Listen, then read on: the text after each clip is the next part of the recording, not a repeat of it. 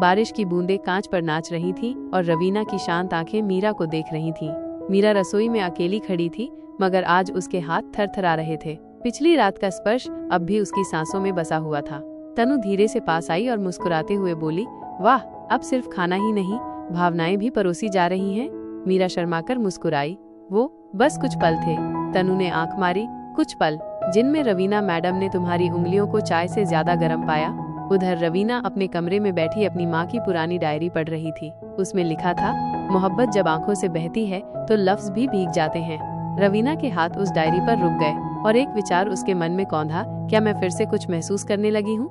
अगले दिन होटल के लॉन में एक निजी चखने का आयोजन किया गया। सारा स्टाफ मौजूद था, लेकिन रवीना की निगाहें सिर्फ एक चेहरे पर टिकी थी, मीरा ने रवीना की पसंदीदा डिश बनाई थी, सीयर्ड सोल चिकन, पर इस बार उसमें एक गुप्त सामग्री थी, उसकी खामोश चाहत। रवीना ने एक कौर लिया, फिर धीरे से बोली, आज तुम्हारा खाना दिल तक पहुंचा मीरा, और शायद कहीं और भी। तभी काव्या, रवीना की पुरानी दोस्त और निवेशक, वहां आई। काव्या, रवीना, क्या ये वही शेफ है जिसकी तारीफें अब निवेशक मीट तक पहुंच रही हैं? मीरा थोड़ा झिझकी, लेकिन रवीना ने उसकी ओर देखकर कहा, हाँ, ये सिर्फ एक शेफ नहीं, ये मेरी सबसे अप्रत्याशित खोज है। मीरा की आंखें चमक उठी, पर तनु ने पास आकर कान में कहा, लेकिन हर खोज के पीछे कुछ पुराना भी छिपा होता है। काव्या को हल्के में मत लो। क्या मीरा और रवीना के बीच पनपती मोहब्बत काव्या की दखल अंदाजी से डगमगाएगी? क्या जज्बात की भूख मोहब्बत का इम्तिहान बनेगी?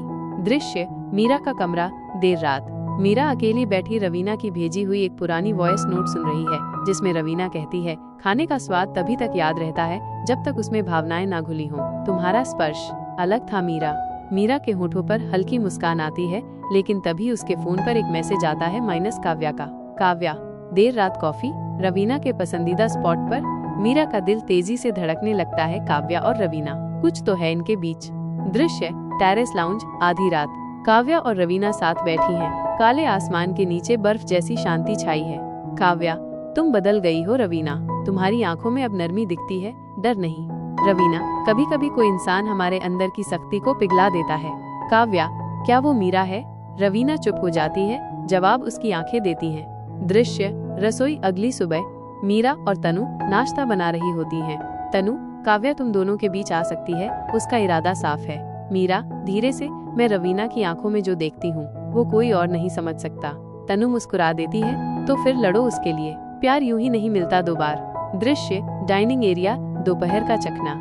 रवीना ने सभी के सामने एक घोषणा की, रवीना, हम इस कैफे को वैश्विक स्तर पर ले जा रहे हैं और मैं चाहती हूँ कि मीरा हमारे अगले फ्यूजन प्रोजेक्ट का नेतृत्व करे। पेरिस में सन्नाटा छा जाता है, सब चौंक जाते हैं, लेकिन काव्या का चेहरा थोड़ा कठोर हो जाता है।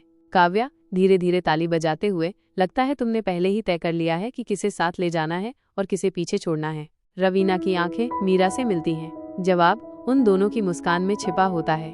दृश्य, रवीना का अपार्टमेंट, शाम।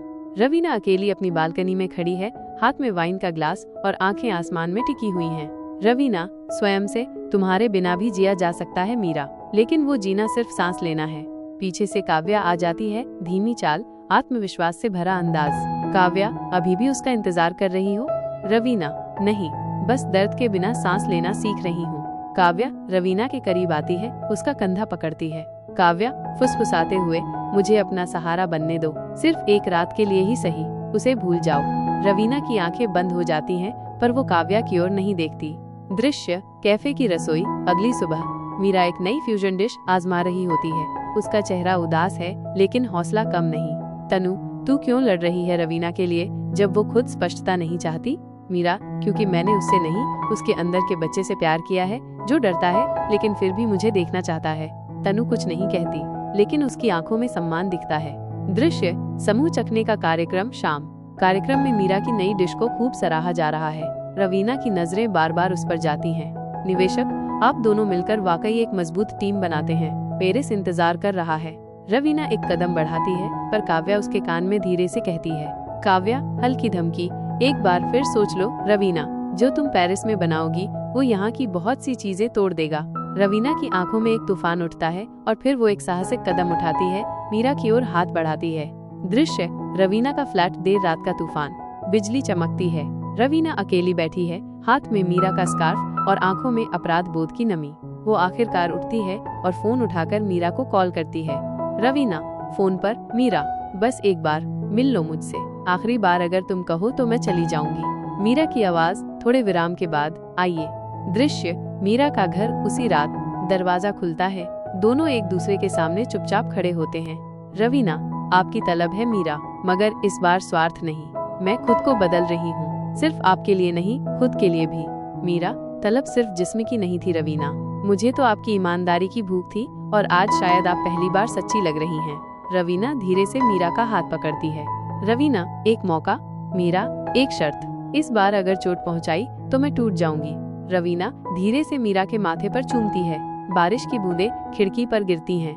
रवीना द्वारा वॉइस ओवर। प्यार सिर्फ लेना नहीं होता, कभी कभी तलब से आगे बढ़कर खुद को साबित भी करना पड़ता है। अगली सुबह क्या लाएगी ये हम भी नहीं जानते।